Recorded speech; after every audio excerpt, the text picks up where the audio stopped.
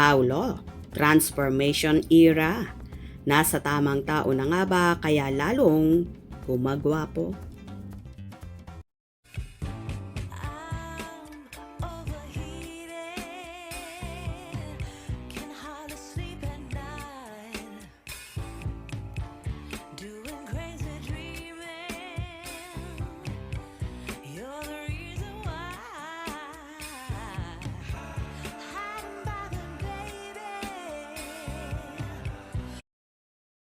Pinagkaguluhan nga ng mga bashers at solid Kim Pao supporters ang isang post ng Fanny kung saan pinagdikit niya ang mga larawan na magkakasama ni Janine Gutierrez at Paolo Avellino, Kim Chiu at Paolo Avellino, kung saan may nakalagay na caption, Pao, Transformation Era. Nakaagaw naman ito ng atensyon ng lahat. Kaya naman samot-sari ang naging komento ng netizens regarding dito. Kim Chiu, love ni Paolo Avellino. Itong vlogger ng Kim Pao hindi makamove on.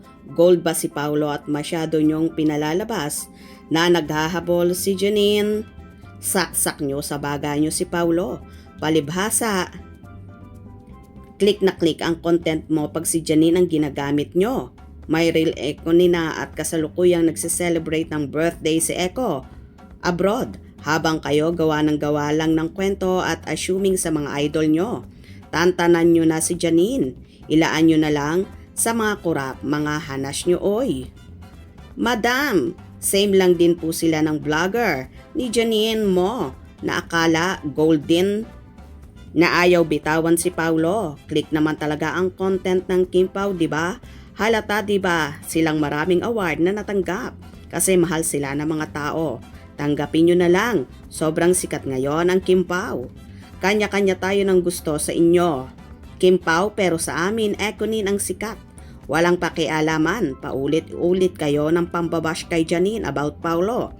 Respeto na lang tayo sa kanilang partner. Purihin nyo na lang ang mga idol nyo, ok lang yan.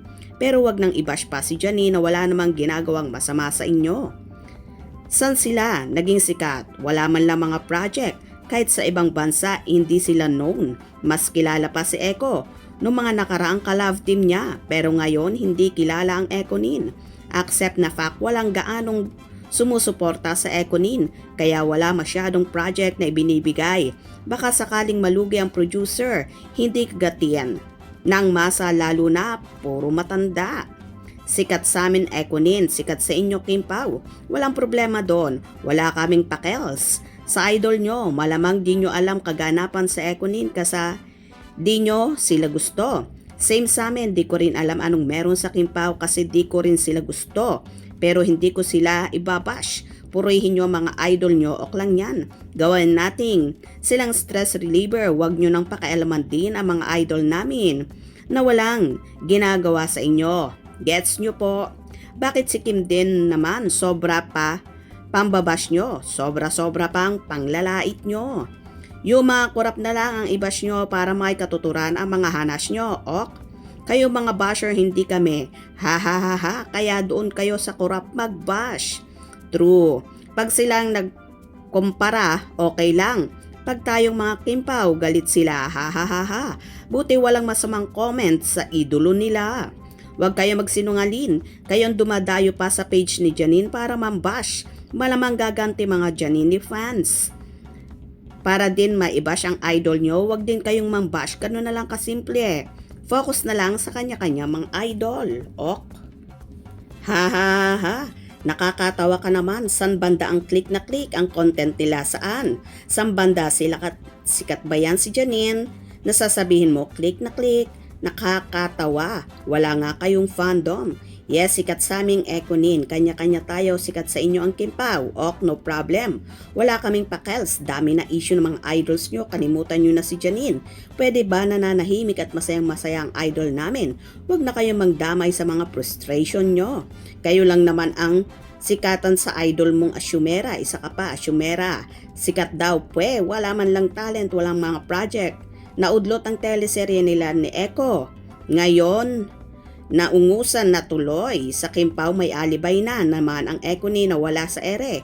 Walang ginagawang teleserye, walang movie. Di tulad ni Kim, hindi mawala ng project at sinabay na lang ang taping, minsan may showtime. Pag absent sa showtime, may ginagawang endorsement. Kung tutuusin, Kim Pao has a biggest fan. Kahit ibang bansa, known famous ang Kim Pao, lalo na si Kim. Kilala sa ibang mga actor sa ibang bansa. Idol mo? Ha ha ha heart. Walang nakakakilala kaya huwag magmayabang. Ilan lang kayong fantards ng Econy, wala kayo sa 1/4 millions. Ang fandom ng Kim Pao, yung idol mong starlet, gurang kahit kailan hindi na yan sisikat. Landi lang ang meron yan, walang producer at director interesado sa idol mong mayabang, malandi asyumera. Nagbabaka sakali, big flop na naman tulad ng movie ng Pao ni noon. 12 million lang ang gross dahil si starlet yanin mo. Di malas. O diba, kaloka at bakbaka na naman ang mga bashers at solid Kim Pao supporters sa naging post na ito ng Fanny.